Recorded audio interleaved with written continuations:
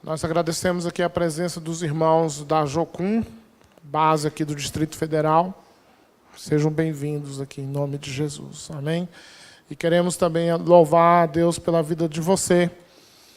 Você, nosso convidado, você que está nos visitando nessa noite, que a graça de Deus continue inundando os vossos corações em Cristo Jesus. Amém, queridos?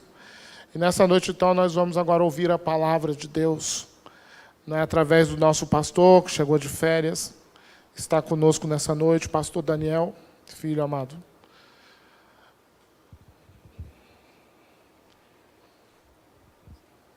Amém. Oremos mais uma vez. Pai, nós te agradecemos, porque tu deste uma férias bendita para o nosso pastor, a sua esposa e seu filhinho. Louvamos ao Senhor porque eles tiveram um tempo de refrigério, um tempo de descanso, guardados pelo Senhor, aproveitaram das obras da tua criação. E nessa hora nós colocamos teu filho na tua presença, que o Senhor continua capacitando o teu filho, ungindo o seu coração e seus lábios na transmissão da tua palavra.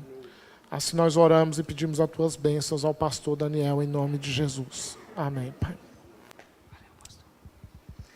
Meus irmãos, boa noite. Permitam-me repetir as palavras que eu disse hoje pela manhã. Eu quero agradecer imensamente as orações da igreja. Foi um tempo muito precioso que nós tivemos em família. E curiosamente, Ederson, nós fomos à Bahia e tivemos a oportunidade de, naquela região de Porto Seguro, há uma comunidade indígena muito forte ali, e ficamos muito sensibilizados com o que vimos ali.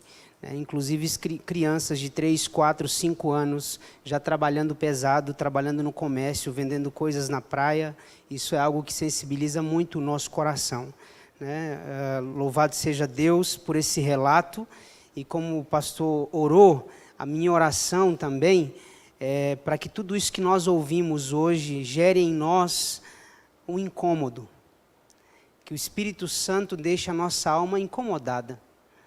Porque, por vezes, irmãos, a gente acaba ficando em berços esplêndidos e nos esquecemos da triste realidade que cerca o nosso país e algumas realidades que deveriam fazer com que a igreja se movesse nessa direção. Eu quero louvar muito a Deus pela vida do Conselho Missionário, por ter oportunizado a vinda da Atini. É a segunda vez que a Atini vem aqui nessa igreja. Há uns 7 anos atrás, o missionário Suzuki veio com a outra comitiva. Então, essa igreja é a segunda vez que tem a oportunidade de ouvir essa realidade. Que Deus nos mova nessa direção. Bom, irmãos, eu gostaria de pedir a todos para que abrissem as Escrituras no Evangelho de Mateus, capítulo 27. Nós vamos ler um único versículo, apenas o verso de número 24. Então, como a gente vai ficar um tempinho sentado, a gente podia fazer a leitura desse versículo em pé. Aí é bom que a gente dá uma oxigenada nas pernas, manda o sono embora. Vamos lá? Evangelho de Mateus, capítulo 27, nós leremos apenas o verso de número 24. Mateus 27, verso 24. Vamos ler todos juntos a uma só voz, bem forte? Vendo Pilatos que nada conseguia, antes, pelo contrário, aumentava o tumulto, mandando vir água, lavou as mãos perante o povo, dizendo: estou inocente do sangue deste justo, fique o caso convosco. Vamos ler mais uma vez? Vendo Pilatos que nada conseguia, antes, pelo contrário, aumentava o tumulto, mandando vir água, lavou as mãos perante o povo, dizendo: estou inocente do sangue deste justo, fique o caso convosco. Vamos orar mais uma vez? Pai, nós te agradecemos por tudo quanto ouvimos já durante este culto, pelos louvores cantados, pelo testemunho do nosso irmão Ederson junto à frente da Atini, mas nós agora queremos fazer calar e sossegar a nossa alma e o nosso coração diante do Senhor. Queremos ouvir a tua voz e queremos ouvi-la por meio da exposição da palavra. Que haja fidelidade, que o Senhor me use conforme a tua bondade e a tua graça, para que o teu povo seja alimentado e nutrido por esta palavra que é bendita, eterna e transformadora. Toma as nossas vidas em tuas mãos e fala-nos, pois carecemos de ouvir a tua voz e a tua palavra. É em nome de Jesus que nós oramos. Amém. Podem vos assentar, meus irmãos. Essa noite, irmãos, nós vamos começar uma série de sermões sobre o gravíssimo pecado da omissão. Serão 3 sermões e esse será o primeiro, então. E eu queria começar a minha fala dizendo o seguinte: o homem não será julgado apenas por aquilo que faz, mas também por aquilo que deixar de fazer.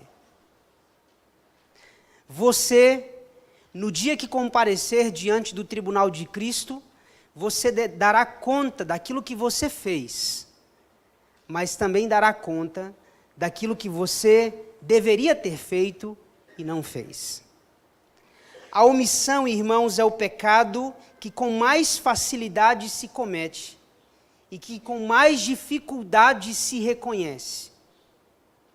Nós pecamos por omissão e às vezes nem nos percebemos ter cometido tal pecado. Existem 2 categorias de pecado: pecados de comissão e pecados de omissão. Pecado de comissão é aquele que se pratica o mal, e pecados de omissão é quando você deixa de praticar o bem. Foi Tomás de Aquino quem afirmou que o pecado da omissão é mais danoso do que o pecado da comissão. Tomás de Aquino afirmou que deixar de fazer o bem causa mais prejuízo do que quando você faz o mal. O padre Antônio Vieira pregou um sermão aqui no solo brasileiro em 1650, e ele disse que o pecado da omissão é o pecado que se faz não fazendo. É quando deixamos de fazer algo que era nos esperado fazer. Há uma escritura, e nós vamos voltar a essa escritura ao longo dessas 3 mensagens, em Tiago capítulo 4, verso 17. Nosso presbítero Otaí, que é um perito na carta de Tiago, sabe bem desse versículo. Tiago 4,17 diz o seguinte: aquele que sabe que deve fazer o bem e não faz, está pecando. Escute bem. Aquele que sabe que deve fazer o bem e não faz, está pecando. O Evangelho de Mateus, capítulo 25, irmãos, descreve o grande julgamento. E é curioso, talvez você nunca tenha notado, que o grande julgamento se dará pelo que fazemos e deixamos de fazer. Lembrem-se vocês que a escritura presente em Mateus capítulo 25, Jesus diz que separará uns para a direita, outros para a esquerda, e a uns dirá: vinde benditos de meu Pai, porque tive fome e me deste o que comer, tive sede e me deste de beber, eu estava nu e vocês me vestiram. Vinde, o reino pertence a vocês. Aos outros, Jesus dirá: apartai-vos de mim, malditos, porque tive fome e não me deste o que comer, tive sede e não me deste o que beber. E as pessoas perguntaram ao mestre: mas quando foi que nós deixamos de fazer estas coisas? Quando foi que não te alimentamos? Quando foi que não te demos o que beber? E Jesus disse: todas as vezes que vocês deixaram de fazer isso a um dos meus pequeninos, a mim o deixais de fazer. Percebam então que lá no capítulo 25 do Evangelho de Mateus, que trata sobre o grande julgamento, as pessoas que ficarão de fora do reino de Deus, que ficarão de fora dos céus, são exatamente as pessoas que cometeram o pecado da omissão. Elas deveriam ter feito o bem, mas não o fizeram. Elas deveriam ter agido, mas se omitiram. A omissão, irmãos, eu acredito que todos nós sabemos disso, mas além de ser um pecado, é um crime, presente inclusive no nosso ordenamento jurídico. A própria lei estabelece que deixar de prestar socorro, deixar de fazer o bem, no caso da Atini, deixar de assistir uma criança numa situação de vulnerabilidade, além de um pecado gravíssimo, é também um crime. Eu fico pensando, quantos de nós não temos cometido esse pecado reiteradas vezes, e por que não dizer o quanto temos cometido esse crime? As consequências de uma omissão podem ser simplesmente devastadoras. E a gente vai ter aí até o final de abril para falar sobre esse tema, mas eu elegi esse personagem como personagem central essa noite, e nós vamos falar um pouquinho sobre Pilatos. A Bíblia, irmãos, diz pouco sobre Pilatos, mas o suficiente para apresentá-lo como o maior símbolo da omissão. O seu gesto de lavar as mãos é a representação visível da gravidade desse pecado. Essa cena de lavar as mãos, com certeza, é uma das cenas mais emblemáticas da história da humanidade. Esse foi um gesto imortalizado, se tornou inclusive um ditado popular. Quantos nós já não usamos a seguinte expressão: eu lavo minhas mãos? Eu lavo minhas mãos para isso. Tudo o que eu podia fazer eu fiz. Daqui por diante eu lavo as minhas mãos. Essa expressão, ela é utilizada por todas as pessoas que querem se eximir de alguma culpa ou de alguma responsabilidade. Pilatos, então, é um personagem que tipifica a omissão. É o homem que a providência divina designou para ser o grande juiz de Jesus, cujo julgamento ficou como um exemplo das limitações e das falhas da justiça humana. Pilatos, irmãos, tinha o poder de absolver Jesus. Pilatos tinha o poder de soltar Jesus. E o mais dramático da história é que Pilatos tinha certeza de que Jesus era inocente. Se você pegar os 4 evangelhos, Mateus, Marcos, Lucas e João, você vai ouvir da boca de Pilatos 7 vezes a expressão: este homem é justo, este homem é inocente, não vejo nele crime nenhum, não vejo nele culpa nenhuma. Pilatos não tinha dúvida de que aquela acusação que os judeus colocavam sobre Jesus era uma acusação falsa. Ele não tinha dúvidas alguma de que Jesus era justo, de que Jesus era inocente. Mas ele se torna um símbolo de ambiguidade, um símbolo de contradição. Mesmo ele sabendo o que devia fazer, o que deveria fazer melhor, ele não fez. Ele foi omisso. Ele lavou as suas mãos. Como que se aquele gesto fosse a representação de que ele nada tinha a ver com aquilo.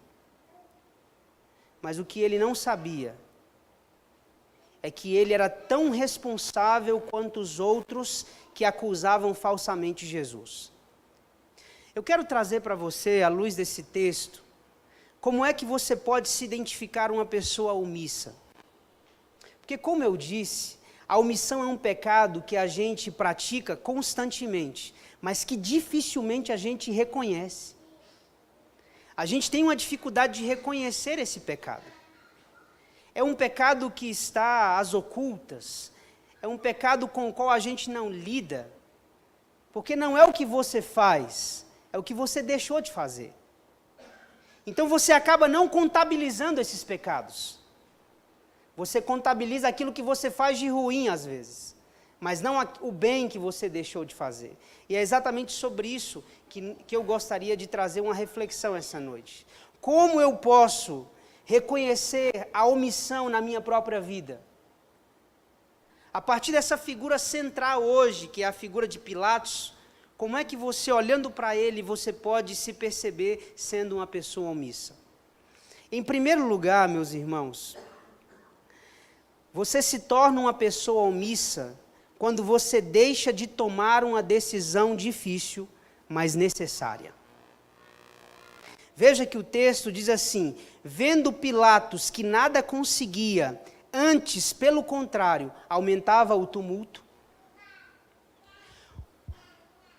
A expressão do versículo de número 24 diz que Pilatos estava tentando soltar Jesus numa estratégia política, mas ele não estava conseguindo. Ele precisava tomar uma decisão, e a decisão certa ele sabia qual era. Se esse homem é inocente, ele não pode ser condenado. Se esse homem é inocente, ele não pode ser crucificado. Ele tinha que tomar uma decisão. E ele simplesmente deixa de tomar uma decisão. Irmãos, eu sei que existem momentos na nossa vida que nós somos levados a uma encruzilhada. Que a vida requer de nós uma decisão. E que existem decisões difíceis de serem tomadas. Quem sabe esse é o momento em que você se encontra. Quem sabe você está aqui nessa noite, precisando tomar uma decisão, e essa decisão é uma decisão difícil. Mas quando você deixa de tomar uma decisão, a consequência é muito mais desastrosa. Pilatos tinha que tomar uma decisão difícil, mas uma decisão necessária. E ele simplesmente deixa de tomar. Aqui eu quero parafrasear Jean-Paul Sartre, ele diz que não decidir já é uma decisão.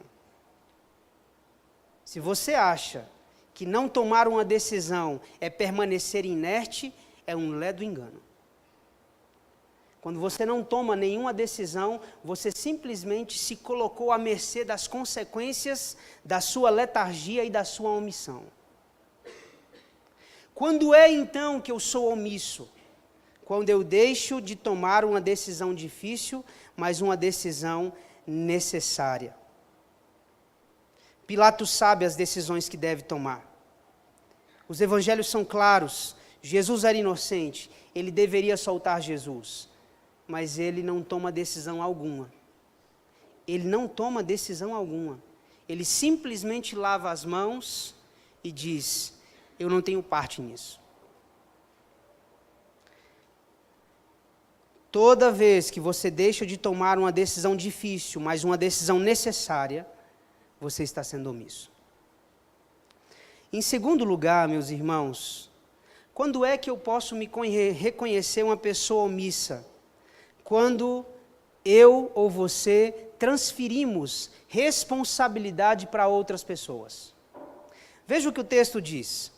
Vendo Pilatos que nada conseguia, antes pelo contrário, aumentava o tumulto, mandando vir água, lavou as mãos perante o povo, dizendo: estou inocente do sangue deste justo, fique o caso convosco. Perceba como termina o desfecho das palavras de Pilatos. Fique o caso com vocês. Pilatos está transferindo a responsabilidade para a multidão. E a multidão não tem dificuldade nenhuma de assumir a responsabilidade. Se você vê o verso de número 25, o povo respondeu: caia sobre nós o seu sangue e sobre os nossos filhos. Pilatos transfere a responsabilidade.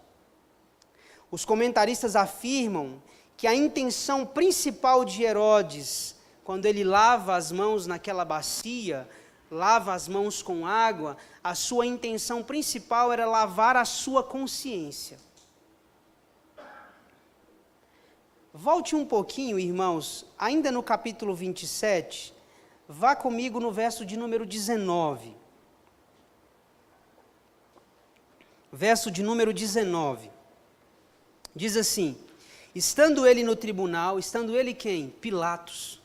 Estando Pilatos no tribunal, sua mulher mandou dizer-lhe: não te envolvas com este justo, porque hoje em sonho muito sofri por seu respeito. ele havia recebido uma advertência da sua esposa. Olha, meu amor, não se envolva com esse homem. Esse homem é justo, esse homem é inocente. Hoje eu sonhei, tive uma revelação. Não te envolvas com o sangue deste homem. A letargia de Pilatos, a omissão de Pilatos, tinha consequências gravosas. Ele lava as suas mãos, transfere aquela responsabilidade, porque ele deseja lavar a sua consciência. Mas ele, insisto nisso, é tão responsável quanto os outros. Tiago diz: aquele que deve fazer o bem e não faz, nisto está pecando. Ele transfere a sua responsabilidade. Irmãos, isso é o que nós conhecemos como a síndrome de Adão. Quando nós vamos ao Éden, a transferência de responsabilidade é um problema que está lá em Gênesis capítulo 3. Deus aparece ao homem e diz: Adão, você comeu do fruto que eu proibi que você comesse? Adão diz: não fui eu, foi a mulher que tu me deste. Deus se dirige à mulher e a mulher diz: não fui eu, a serpente me enganou. Deus se volta para a serpente olha para um lado, olha para o outro, não tem ninguém, fica tudo na conta da serpente. Mas as consequências vêm sobre Adão, sobre Eva e sobre a serpente. Você pode, com o seu discurso, até transferir a responsabilidade dos seus atos para um terceiro, mas você nunca vai conseguir transferir as consequências da sua omissão para outra pessoa. Se não estamos indo à igreja, nós colocamos a culpa em alguém ou em alguma coisa. É o meu trabalho, é a minha família, é aquele irmão que não me cumprimenta, é o sol, é a chuva, é o calor, é o frio, tudo é o culpado. Se eu não oro, ou se eu não leio a Bíblia, é porque não dá tempo, é porque eu estou cansado, é porque minha família não me ajuda, é porque eu fico com sono, é porque isso, é porque aquilo. Nunca está ligado a você. Chegou a hora, irmãos, de nós assumirmos a nossa responsabilidade. De confessarmos diante de Deus que o erro é nosso, que a culpa é nossa. Nós vivemos hoje uma geração que desconhece a palavra arrependimento. Uma geração que é incapaz de reconhecer os seus próprios erros. Por quê? Porque se alguém errou, a culpa é sempre do outro. A gente transfere essa responsabilidade. A gente faz como Pilatos. Lavamos as nossas mãos na intenção de lavar a consciência e dizemos: esse caso é de vocês, fique o caso convosco. Toda vez que você transfere suas responsabilidades para outra pessoa, você está sendo omisso. Fico me perguntando, e essa é a temática do próximo domingo, a gente vai falar sobre omissão dentro de casa, omissão na família, omissão com os filhos, a omissão do homem com a mulher, da mulher com o homem. Como a gente tem um discurso pronto e pré-fabricado em diagnosticar e colocar a culpa no outro. Mas isso são cenas para o próximo domingo. Como é que eu posso me reconhecer, então, sendo uma pessoa omissa, quando eu deixo de tomar uma decisão difícil, mas é uma decisão necessária? Segundo, quando eu transfiro as minhas responsabilidades para outra pessoa. Terceiro, quando eu simplesmente cedo às pressões. Veja o que o texto diz, irmãos, o verso de número 24 ainda é esse texto que estamos trabalhando. Vendo Pilatos que nada conseguia, antes, pelo contrário, aumentava o tumulto.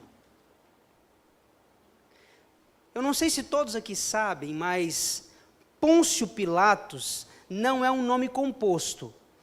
Na verdade, Pôncio é um título, Pilatos é o seu nome. Ele era Pôncio, ele era uma espécie de procurador geral naquela circunscrição. Ele representava Roma, ele era o Estado ali em Israel. Lembrem-se, os irmãos, que Israel estava debaixo do jugo romano. Ele então era o Pôncio daquela cidade, era o Pôncio daquela região. Ele representava o governo. E aquela região, como até hoje é assim, era uma região muito instável politicamente. Pôncio Pilatos havia sido uma opção de César para que Pilatos, porque Pilatos era um homem sanguinário, era um homem violento e truculento, César então disse, se Jerusalém é uma cidade tão complicada, eu preciso colocar alguém lá que coloque ordem à força naquela cidade. Exatamente por isso Pilatos foi parar lá. E o texto está dizendo que uma revolta está prestes a acontecer, uma rebelião. Os sacerdotes estão inflamando a multidão. Rebeliões eram comuns na época de Jesus, depois do período dos Macabeus. Muitos messias apareciam com a proposta libertária da nação de Israel. Pilatos então está entre a cruz e a espada. Ele precisa conservar o seu cargo, ele precisa manter a ordem naquela cidade. Ele então simplesmente, diante do tumulto, ele cede às pressões. Toda vez que você deixa de tomar uma decisão, porque você está cedendo às pressões, você está sendo omisso. Existem muitos pais que cedem às pressões dos filhos. Você está sendo omisso. Existem muitos maridos que cedem às pressões de suas esposas e vice-versa. É um caso típico de omissão. Existem muitos profissionais que cedem às pressões no seu trabalho. Tomam uma decisão, ou melhor, deixam de tomar a decisão acertada por causa da pressão. Você está sendo omisso. Toda vez que você toma uma decisão porque você está cedendo às pressões, é um fato típico de omissão. Pilatos estava mais preocupado com o seu cargo político. Se houvesse uma rebelião em Israel, com certeza o seu cargo estaria em jogo. Então a decisão de Pilatos aqui, a tomada de decisão ou a ausência dela, é uma decisão política. Deixa eu dizer algo para você, e isso você pode colocar em qualquer área da sua vida, serve. Esse princípio que eu quero te ensinar aqui essa noite. O pior momento para se tomar uma decisão é quando você está sob pressão. É o pior momento. O pior momento. É por isso que quando nós estamos sob pressão, e Davi é um especialista em lidar com pressões, a primeira coisa que Davi fazia era se refugiar no Senhor. Quando havia propostas e vozes que confundiam a sua alma e o seu coração, Davi levava isso ao altar de oração. Antes de tomar qualquer decisão do seu próprio coração, ou influenciado pelas pessoas, Davi consultava o Senhor. O texto então está nos sugerindo, está nos ensinando que nós somos omissos quando nós simplesmente cedemos às pressões. Em quarto e último lugar, e eu encerro aqui com esse último ponto, você está sendo omisso toda vez que você não quer se indispor com alguém. Eu penso que esse é o grande ponto que nós precisamos tratar essa noite. Às vezes a gente não quer tratar um problema porque a gente não quer se indispor com aquela pessoa. Aí a gente não trata. Passa por cima. Como se nada tivesse acontecido. A gente está sendo omisso. É por isso que casamentos acabam, irmãos. São anos e anos de problemas não tratados. Anos e anos de feridas sendo abertas e não curadas. O casal não quer se indispor. Porque tratar dói.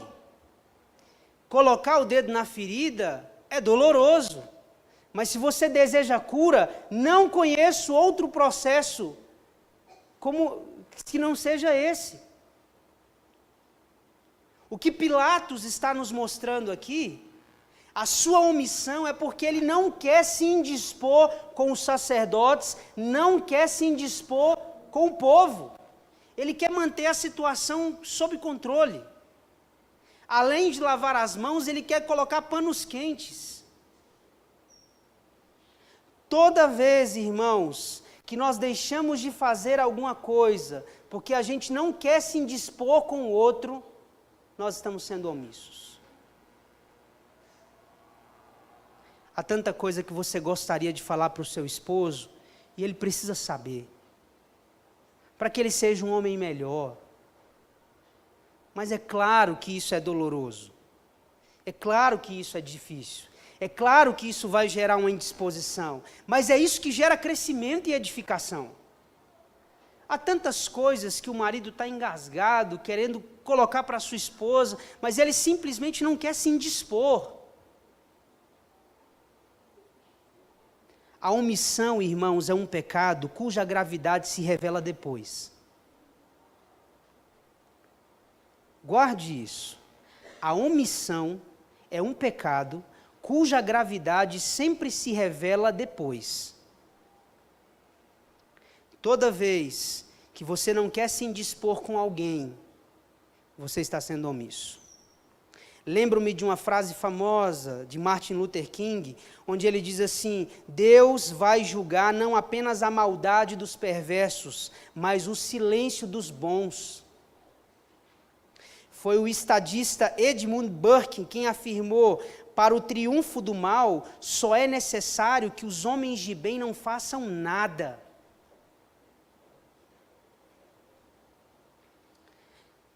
Pilatos é o símbolo da omissão.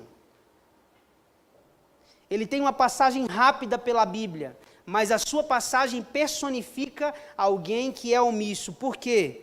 Porque quando ele precisava tomar uma decisão difícil, mas uma decisão necessária, ele não o fez. Por quê? Porque ele transfere a sua responsabilidade para outras pessoas. Porque ele simplesmente cede às pressões e porque ele não quer se indispor. Ele quer manter o cargo. Ele quer se manter no trono. Ele quer se manter como Pôncio daquele lugar. Eu queria concluir o sermão aqui com outra passagem bíblica. Nós estamos lendo aqui o dia em que um homem pegou uma bacia, colocou água e lavou as suas mãos. Mas eu queria concluir com uma outra bacia, com uma outra água. E eu queria convidar você para que abrisse a sua Bíblia no Evangelho de João, capítulo 13. João, capítulo 13, versos de 1 a 5.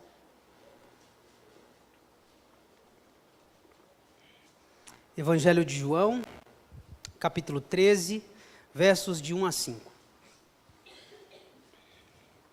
Diz assim o texto sagrado, preste muita atenção, irmãos. Prestem muita atenção. O texto diz assim: Ora, antes da festa da Páscoa, sabendo Jesus que era chegada a sua hora de passar deste mundo para o Pai, tendo amado os seus que estavam no mundo, amou-os até o fim. Durante a ceia, tendo já o diabo posto no coração de Judas Iscariotes, filho de Simão, que traísse a Jesus, sabendo este que o Pai tudo confiara às suas mãos, e que ele viera de Deus e voltava para Deus, preste atenção a partir do verso 4, levantou-se da ceia, tirou a vestimenta de cima, e tomando uma toalha, cingiu-se com ela. Depois deitou água na bacia, e passou a lavar os pés aos discípulos, e a enxugar-lhes com a toalha com que estava cingido. Pilatos é símbolo de omissão, alguém que lavou as mãos. Jesus é símbolo de serviço e de doação. Alguém que está disposto a lavar os pés do seu próximo. Pilatos, quando lava as suas mãos, está apenas preocupado consigo mesmo, com a sua consciência. Ele quer sair neutro e ileso daquela situação. Jesus, quando lava os pés, pensa unicamente nos seus discípulos, e ele está disposto a sofrer o que for preciso pela salvação deles. A bacia de Pilatos é a bacia do poder, é a bacia da ambição, é a bacia da falsidade. A bacia de Jesus é a bacia da humildade, da caridade, da misericórdia, do perdão e da fraternidade. A bacia de Pilatos é a bacia da omissão. A bacia de Jesus é a bacia da missão. Qual bacia você está manuseando? Você tem lavado as suas mãos ou lavado os pés do seu irmão? Enquanto Pilatos prefigura a omissão, Jesus prefigura a missão. Troque a bacia de Pilatos pela bacia de Jesus. Troque a omissão pelo serviço. Troque a omissão pela doação. Eu concluo a minha fala fazendo uma pergunta, e essa pergunta eu gostaria que você levasse para casa. Você vai continuar lavando as suas mãos, ou você passará a lavar os pés do seu irmão? Há duas bacias. Há muitos que estão lavando as mãos, simplesmente fechando os olhos, simplesmente se eximindo de suas responsabilidades enquanto crente, enquanto pai, enquanto líder,